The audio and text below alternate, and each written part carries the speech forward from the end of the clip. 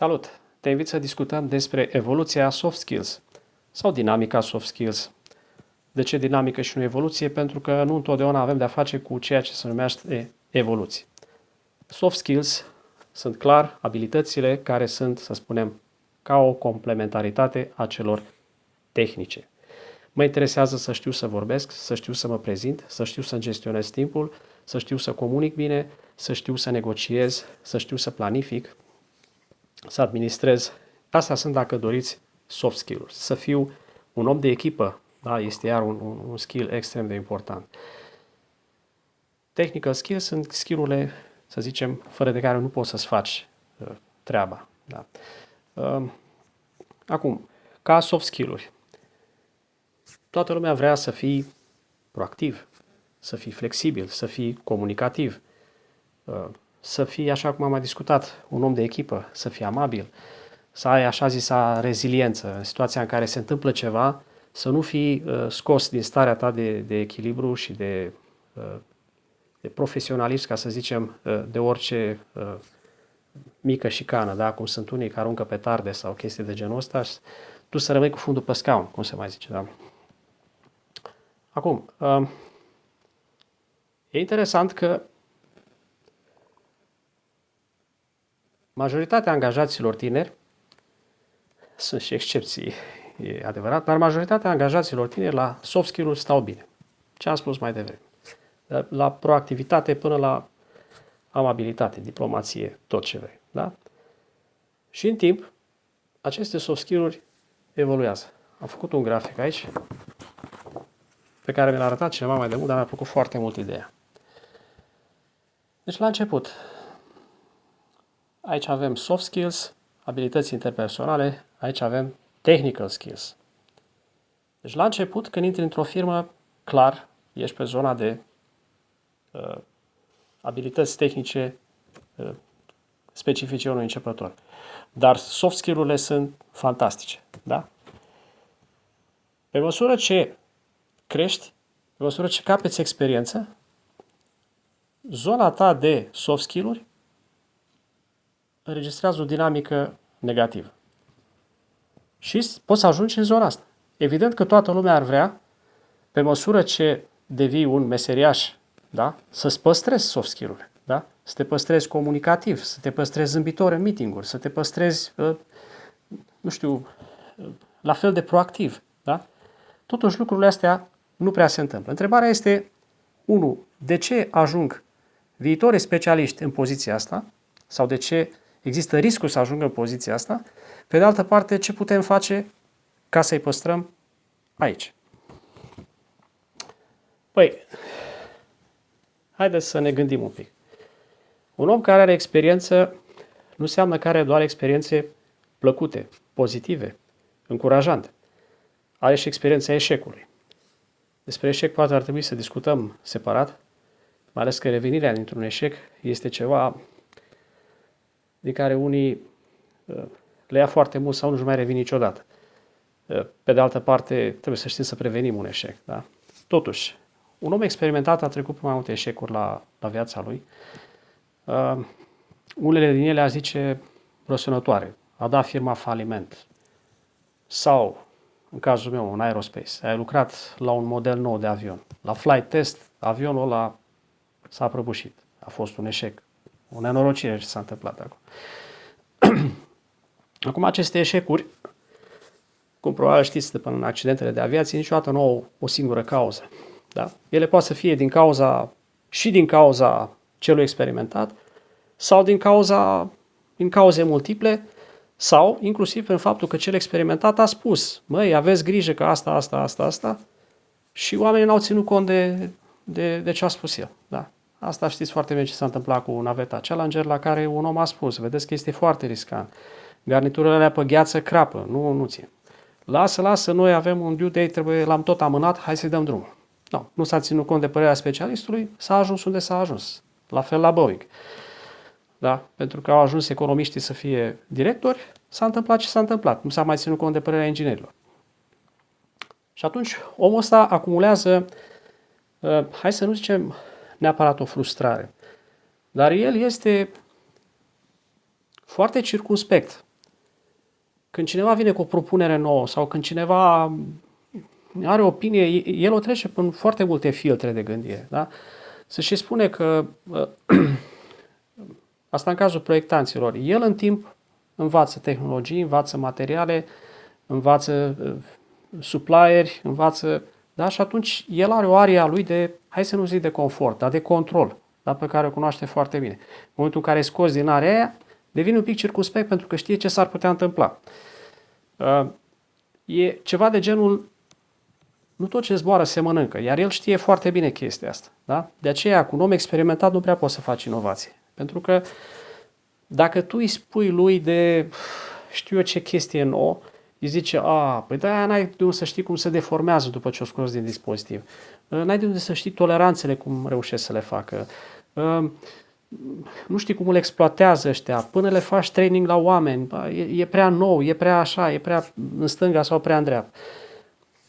Această rigiditate e dată, repet, de foarte multele lecții în care el s-a pârlit, da? Și a învățat, aici mă frig, aici nu mă frig, aici e rece, aici mi-e cald. Și cumva și-a creat acest mod de a fi. Deci, ăsta ar fi, să zicem, motivul pentru care omul nu mai este atât de deschis și de proactiv, da? Pe de altă parte, se consideră de unii răutăcioși, zice, că a fi proactiv înseamnă că te plictisești. Ia uite mă, ăsta, n-au ce face și scriu articolele la revista firmei. Să plictisesc. Uite, se duce la un curs de limbi străine. E clar că se plictisește. E adevărat că seniorii ăștia care sunt meseriași să tot împiși în față la toate problemele urâte, să rezolve toate urgențele, toate prostiile care le fac alții. Și ei nu prea au timp să respire, da? Se știe că un om meseriaș de obicei e în primul rând cu job, deci nu vezi în afară de firmă, și doi la mână e și foarte ocupat unde este. Da? Și atunci ajunge în postura în care omul ăla nu prea mai are chef de treburi noi. Da? Și dacă vine cineva la el, în general este rezervat. Deci, ăsta este motivul pentru care el tinde să ajungă ca soft skills, așa cum ați văzut, să o ia în jos. Da? Cum povesteam aici. Da? Din punctul ăsta de aici, unde are abilități interpersonale ridicate, da? Preferențiale, pe măsură ce crește în experiență, ajunge într-o zonă de genul ăsta. Cum îl putem păstra aici?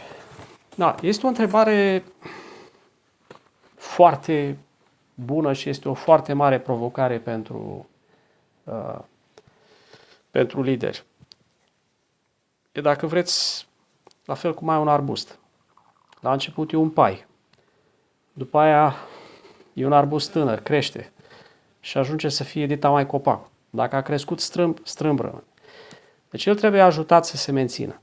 Da? Trebuie ajutat de cine? De lider în primul rând. Da? Liderii au tot felul de tool-uri pentru a-i asista pe oameni. Există, dacă vreți, și zona de coaching la care se poate apela, dar coaching-ul, dacă vrei să faci extern, costă o grămadă de bani. De aceea, liderul trebuie să fie și un coach. Asta e situația. Deci el trebuie să înțeleagă chestia asta și nu există rețetă, da? Trebuie să adapteze de la om la om, de la circumstanță la circumstanță, să vadă ce are de făcut pentru a duce lucrurile la bun sfârșit. Țin minte că aveam la un moment dat un senior extraordinar de priceput, deci un tip briliant de-a dreptul. Era un tip de un pesimism care te intoxica de-a dreptul. Și țin minte că când lansam câte un proiect nou în echipă, aveam și mulți tineri atunci, prezentam proiectul, cam ce ar fi de făcut, care ar fi rolurile și tipul începea să vorbească spre final. Păi da, nici din asta nu se iasă nimic, că și asta va fi tot o porcărie. Deci tot dinamismul cu care încercam eu să-l imprim, la început el mi-l mila și mi-l transforma într-o tragedie. Kick-off meeting-ul era o tragedie. Și nu știam, mă enerva chestia asta și eu tot căutam argumente să-i spun. La un moment dat i-am spus, hai să vedem, în câte proiecte am fost noi doi implicați până acum? În ăla. Cum a fost la început? Semăna dezastru. Cum a fost spre final? A ieșit un succes. Din cauza cui a ieșit un succes? Din cauza ta, pentru că ai știut să te descurci, da?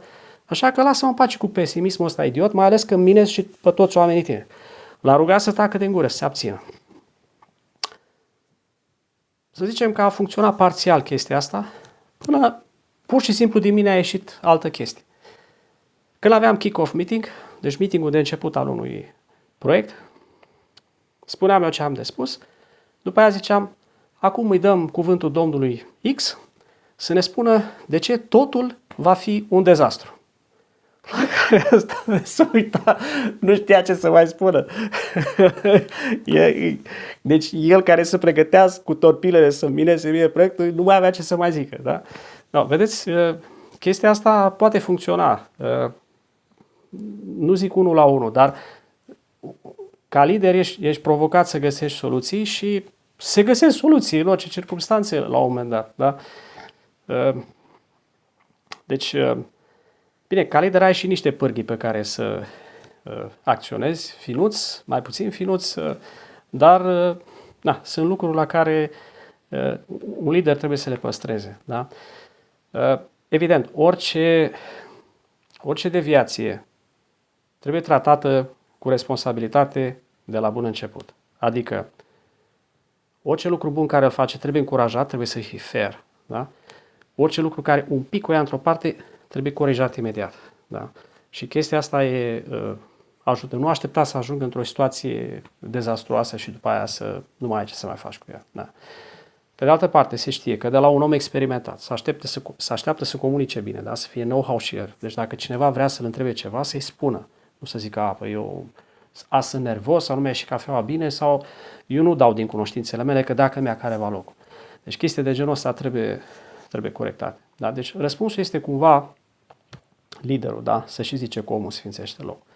Pe de altă parte, aș vrea să vă zic un citat care mi-a plăcut foarte mult și l-am auzit de curând de la preotul nostru din Râșnov, care spunea, îl cita pe părintele Arsenie Papacioc și spunea așa, gândiți-vă la spicul de grâu. La început este verde, este drept, este mândru, da? Dar pe măsură ce el se coace, la un moment dat el se încovoie sub greutatea roadelor, deci cumva se smerește. Asta este de așteptat, dacă vreți, și de la un adevărat specialist. Da? Pe măsură ce el crește, nu numai să-și păstreze soft skill-urile, ci chiar să devină mai modest, mai diplomat, mai elegant în tot ceea ce face. Da? Și atunci, cu adevărat, el va fi apreciat în echipă, în firmă și va fi un adevărat asset pentru firmă. Da. Deci, cam asta am vrut să vă spun pe tema asta. Există acest risc și chestia asta trebuie să o înțeleagă toți tinerii care aspiră la o carieră, toți liderii care au în față oameni mai verzi, mai maleabili sau invers, oameni care zic că nu mai am ce să le mai fac și în special cei experimentați să înțeleagă lucrul ăsta, că dacă ei sunt plătiți în firma aia, sunt plătiți ca să aducă valoare, da? Nu să facă valuri sau să fie colțuri roșii. Indiferent de câte experiențe negative au avut, indiferent de cât super fine-tuning trebuie să faci ca să faci un lucru bun. Este de datoria lor să-și facă treaba până la capăt. Cam atât, sper că v-a plăcut, mult succes! Salut!